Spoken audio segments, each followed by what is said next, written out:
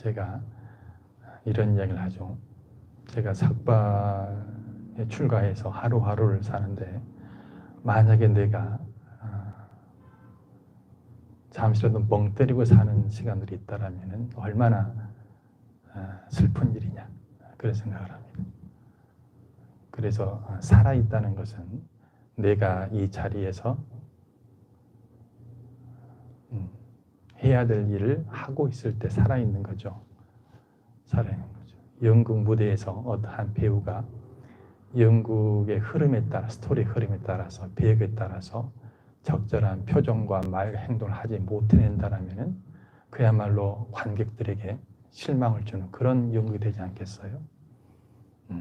그걸 이제 뭐 서양 철학자들은 바르게 사는 삶을 실존적 삶이라고 이야기를 하고, 부처님 그것을 12처라고 이야기를 하죠. 그렇게 살아내는 사람들을 보통 도를 닦는다 하고, 환상 속에서, 자신의 까르마 환상 속에서 연극의 흐름을 따라가지 못하고 혼자 미친 사람처럼 혼자 환상 속에 살아가는 사람들을 이제 추하고, 그리고 고통이라는 보호를 받고, 그리고 꼭 그런 사람들이 고통을 받았을 때 왜 내가 이런 고통을 받았는지 몰라도 또 웁니다. 콩 심는데 콩 나고 팥 심는데 팥 났는데 그 연극의 그 흐름과 벗어나는 행동할 때는 취한 듯이 그렇게 살아요. 사는데 고통을 받을 때는 그것 때문에 그 고통을 받는다는 것을 까맣게 잊어버려요. 수행자들은 그때그때마다 내가 흐름 속에 사는지 못 사는지를 명료하게 보는 것을 이제 사띠라고 하고, 팔정도의 정염이라고 하죠. 그걸 못 해낸다라면, 그리고 그것을 하려고 노력하지 않는다라면은 절집에 와서 법복을 입고 승복을 입고 삭발을 하고 제가 불자라고 하고 수행자라고 한 사람들이 타성에 젖어서 불교의 타성에 젖어서 뭐 사경하고 사벌하고 경전 보고 타성에 젖어서 공부하는 척하는 그것은 너무나 추한 일이다. 추한 일이다. 실존적인 삶을 살아내지 못하면서 절에 다닌다는 것은 참 절밥 축내는 것이다. 쓸데없는 일이다. 매일 만날 때마다 그렇지만 그렇게 정신을 12처에 두지 못하고 사는 삶은 너무 의미 없는 삶이라는 것을 다시 한번 기억을 하시고요. 그래서 오늘은 그렇게 12처에서 사는 삶이 왜 그렇게 사느냐 그러면 부처님의 출가 동기가 생사해탈인데요. 그게 뭔 말이냐면 태어남이라는 것에 대한 고통, 늙음에 관한 고통, 병들음에 관한 고통, 그리고 죽음에 관한 고통, 그리고 사랑하는 자와 헤어져야만 하는 고통, 그리고 미워하는 자와 한 지붕 아래서 살아야 되는 고통, 그리고 가난해서 구하는데 얻지 못하는 고통, 이런 모든 고통들에 대해서 벗어나고자 부처님이 출가를 하셨죠. 그래서 그걸 짧게 요약해서 태어남이라는 사건, 죽음이라는 사건 두 개를 생사에서 해탈한다. 생사해탈로. 절집에 올라올 때는 다른 일을 하더라도 마음속에서 생사해탈의 그 주제에서 조금이라도 벗어나 있다라면 놀러 온 것이다. 그건 말이 안 된다. 한마디 말을 하고 한 행동을 하고 도반들과 같이 어울리고 법회를 하고 스님과 차 한잔 마시고 농담할지라도 그 뿌리는 항상 생사해탈을 위해서 공부를 해야 되는 그런 것이다. 절대 잊지 마시길 바랍니다. 죽음의 길은 가깝습니다. 사람 몸 받았을 때 열심히들 합시다. 절 포함해서. 제가 하는 모든 이야기는 저도 완전 잘 못되기 때문에 저를 포함해서 하는 이야기입니다. 제가 제 자신에게 채찍질하는 것이기도 합니다. 그리고 생사이탈을 위해서 하는 건데, 그렇게 생사이탈을 어디에서 공부한다? 법당이 어디라고요? 마인드풀 명상이 연습하는 곳이라고요. 진짜 법당은 여러분 12처라고. 법당을 벗어나면 안 된다고. 수행자들이. 마인드풀 명상이 안 와도 12처를 벗어나서는 안 된다고. 우리 부친이가 방황을 하고 있거든요. 멀리 가지 마. 자, 그래서 그렇게 생사해탈을 위해서 공부를 쭉 하는데, 여러분들이 이제 이 생이 됐든지 다음 생, 다다음 생 됐든지 언제 생사해탈하려면 4가지 관문을 거쳐요. 여러분들이 지금 첫 번째 관문을 통과하셨는가 점검해 보세요. 2번째, 3번, 4번째. 4번째가 통과했다라면 그건 이제 저 위에 앉아 계셔야 되고. 하여튼 저 하고 있을 때는 제가 이야기를 했듯이 저는 뭐 잘난 체 하고 싶은 생각은 없지만 여러분들에게 안내해 줘야 될 부분까지는 안내하겠다고 제가 이야기하는 겁니다. 그걸 뭐 잘난 체 한다고 얘기하면 어쩔 수 없고, 그리고 저는 모르는 건 모른다고 합니다. 할 수 있는 부분까지 안내하는 것이고 나머지는 같이 가는 것인데요. 자, 첫 번째 12처에서 공부를 시작하면 첫 번째 단계가 뭐냐면 12처에서 공부를 시작하는 사람이 많지 않아요. 불교음을 하든지 어떤 학문을 하든지 서양철을 하든지 12처에서 공부를 하는 사람이 많지 않고 내가 무엇을 공부를 하고 있는 경우가 많아. 근데 그렇게 하고 있는 내가 그 존재 자체가 12처로 존재하면서 공부하고 있다는 걸 인지하는 것이 첫 단계야. 그 단계를 들어가면 방황이 끝나. 이것은 죽어서 다시 환생하더라도 잊어버릴 수 없는 거예요. 이것은. 자전거를 배운 사람이 20년간 안 탔다가 또 자전거 타는 법 잊어버릴 리 없잖아요. 마찬가지야.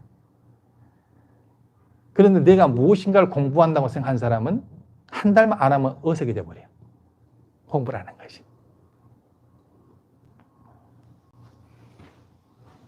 그래서 그것을 아는 사람과 모르는 사람이 있는데 그걸 아는 사람은 자기가 알죠. 방황이 끝난 건 자기가 알아요. 지식을 많이 알고 1000가지, 10,000가지 그거 상관이 없어요. 내 지금 존재 방식이 12처로 존재한다. 대상을 아는 자가 존재한다. 아는 사람들은 방황이 끝납니다. 그것을 뭐라 그래요? 가치관이 정립됐다고 하는 거예요. 그것을 불교에서는, 남방에서는 그 단계를 뭐라고 하는 줄 아세요? 수다원이에요. 수다원의 어근이 스러운데 흐름에 들다. 수행하는 흐름에 들다. 12처에서 수행할 줄 알게 되면 수다원이에요. 그런데 지금 말은 다 듣고 있지만 그게 쉽지 않아. 여러분들이 만약에 가슴에 손을 얹고 인생에서 내가 불교를 많이 안 한 것 같지만 정말 인생에서 내가 방황이 끝났다. 고통이 끝났다는 건 아니에요. 방황이 끝났다 이제 라고 여기지 않으면 뭔가 내가 방황하고 있다고 생각한다면 불교공을 아무리 많은 지식이 있어도 그 공부한 것이 그건 아직 수단은 아니에요. 무서운 이야기인데 그 경계를 보지 못한 사람들은 이 말을 듣고도 무슨 말인지 모르고 이상하다고 생각을 해. 그런 것이 있을까? 근데 그렇지 않아. 그대로 이런 사상을 서양 철학에서 발달된 것이 실존주의야, 실존주의. 서양의 실존주의 그 흐름에 든 사람들은 삭발하지 않아도 불교를 안 접했어도 그걸 알아. 12처인지 알아. 왜 그게 불교에서 이게 영향을 받아서 된 흐름이니까. 제가 오늘 조파일날 지금 이야기를 하는 것은 뭐 지식에 대한 이야기보다는 실질적으로 여러분들이 삶을 살아가는 데 있어서 점검을 하라는 거예요. 점검을. 그것이 안 되고 계속 방황을 하는데 계속 불교 지식만 들고 한다는 것은 슬픈 일이다. 그건 죽으면 죽어서 다 환생하면 다 잊어버린다. 그냥 불 연만 좀만 남지. 근데 12처인 줄 아는 사람들은 환생을 해도 어렸을 때부터 실존자 그 안에서 수행을 할 줄 안다. 잘 점검하세요. 본인이 지금 불교를 많이 접하고 적게 접하고 상관이 없어요. 방황이 끝났다고 생각하시는 분들은 12처 아는 사람이고, 아직도 방황한다고 생각하는 사람들은 아직 모르는 겁니다.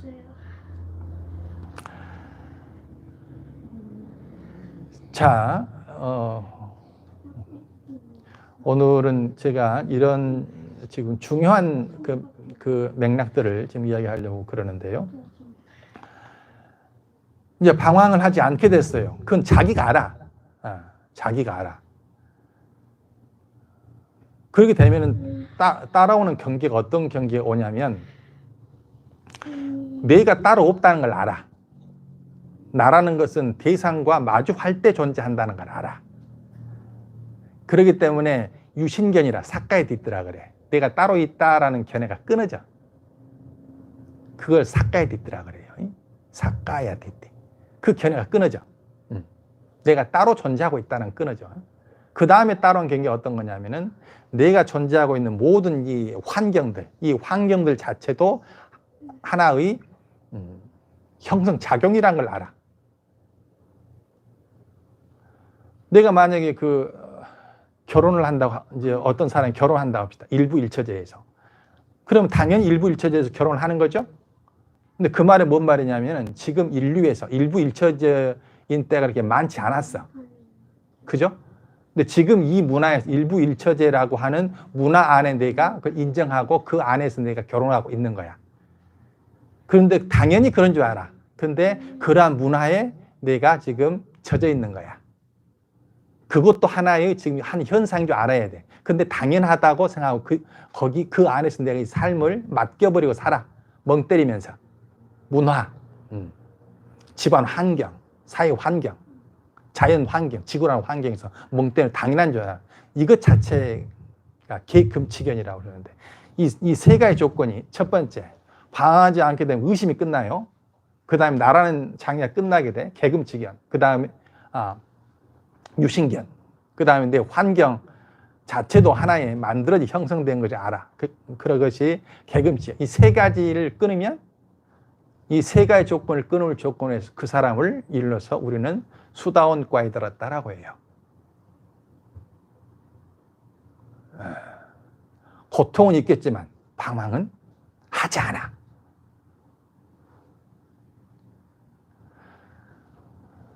그 다음에 이제 그 경계가 이제 되면은 뭐가 되냐면, 이제 그때까지 내가 했던 어떤 패턴들, 습관, 까르마들, 습관들이 있다고. 그것들 하나씩 빠져. 그래서 그것이 하나씩 하지 않게 되고, 평범하게 배가 고프면 밥 먹고, 추우면은 옷 입고, 더우면 옷 벗는 그 평범한 일을 조금씩 더 하게 돼. 그걸 대승불교에서는 십행이라고 하죠. 행할 수 있게 된다. 쓸데없는 걸 하지 않으니까 당연한 걸 할 수 있게 되는 거예요. 그게 이제 두 번째 단계가 의식적인 상태, 생각하고 있을 때 상태에서 평범한 행동을 하게 돼. 이제 환상 속에서 벗어나게 돼. 그것을 사다함 경계라. 사다함. 거기서 한 발 더 나가면 이제 네 잠재의식에 있는 어떤 까르마의 형성력까지 통찰해버려. 그래서 잠재의식까지 그 트라우마에서 벗어나서 당연한 행동을 해. 당연한 행동. 추우면 옷 입고, 더우면 옷 벗는 당연한 행동을 해. 평범해지기. 헐떡이면 쉰다는 거죠. 그것을 아나함이라. 아나함. 그 다음에 이제 그 경계가 쭉 지속되면 이제 마지막 경계 아라한인데, 아라한이라는 것은 어떤 거냐면은, 사다함과 사나함에서는 번뇌가 문제에서 번뇌를 없애는 그런 거라. 아라한에서는 이 모든 상황들에서 문제와 문제 원인과 문제 해결과 해결 방법과 해결해 나가는 일을 봐. 그래서 온전한 해탈, 안욕따라 삼려삼부를 해요. 그래서 첫 번째 수다원 단계에서는 방황을 끝내. 뭐 수행 진절 많이 한 건 아니야. 방황, 이제 수행할 줄 알게 된 거야. 그러죠? 이제 가치관이 쓴다는 거죠. 두 번째, 세 번째. 사담, 아람 경계에서는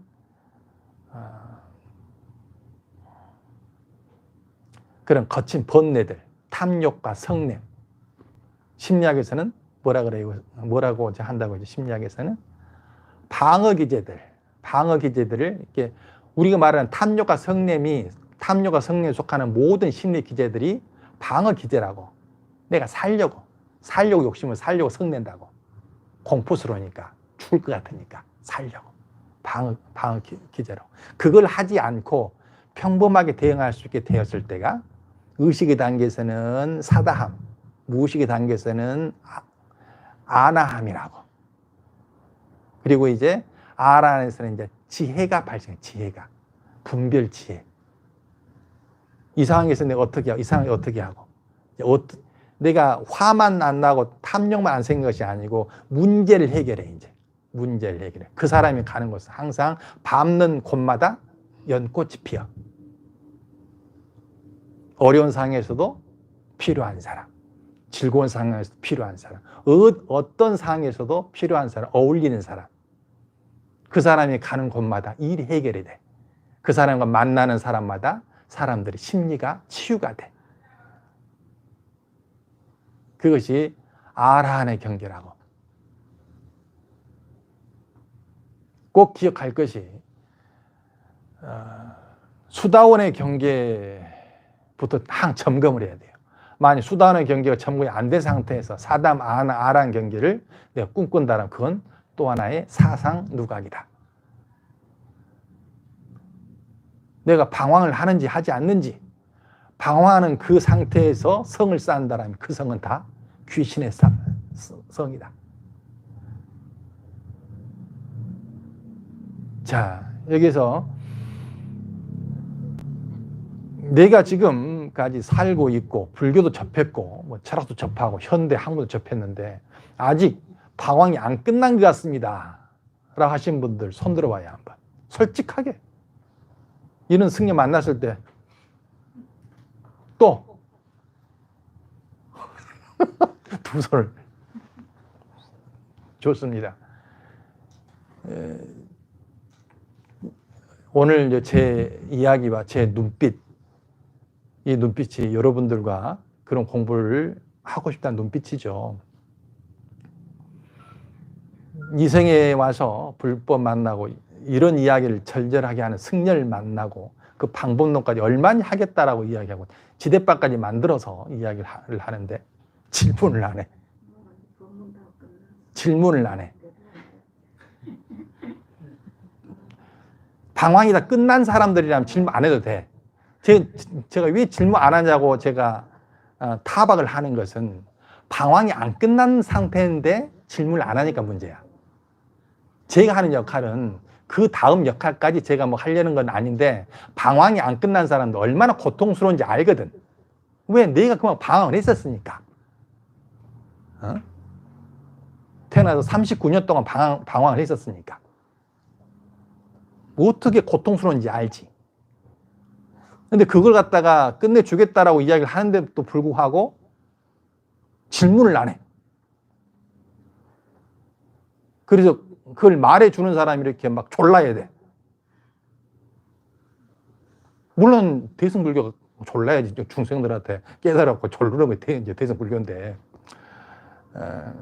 어쨌든 여러분들이 오늘 법회에서, 초파의 법회에서 공부라고 하는 것이 학교에서 뭔 시험 보듯이 지식을 많이 습득하는 것이 아니고 내 삶과 내가 죽으면 또 그 흐름이 그대로 있거든. 그 흐름 속에서 이런 승려 만났을 때 다는 제가 해줄 능력이 없어. 하지만 방황을 끝내는 그 지점까지는 저랑 같이 가자는 이야기지. 모르겠으면 물으라고. 거기까지 같이 가자고. 그거 하려고 내가 여기 온 거라고. 무진이도 알았지? 그래요. 여기까지 합시다. 뭐 깡카기 잠깐만요. 제가 이렇게 진지하게 이야기했는데 뭐 그 질문 있으면은 질문 있으면 누구라도 하시면 더 좀 더 보탬이 되는 그런 이해가 될 것 같습니다. 질문하세요. 죽기 전에 제발 좀 방황하고 고통에 있으면서도 아는 것처럼 앉아있지 말고 다들. 여기까지 합시다. 모두 자리에서 일어나서 불단을 향해 합장해 주시기 바랍니다. 다음은 사홍성어를 부르겠습니다.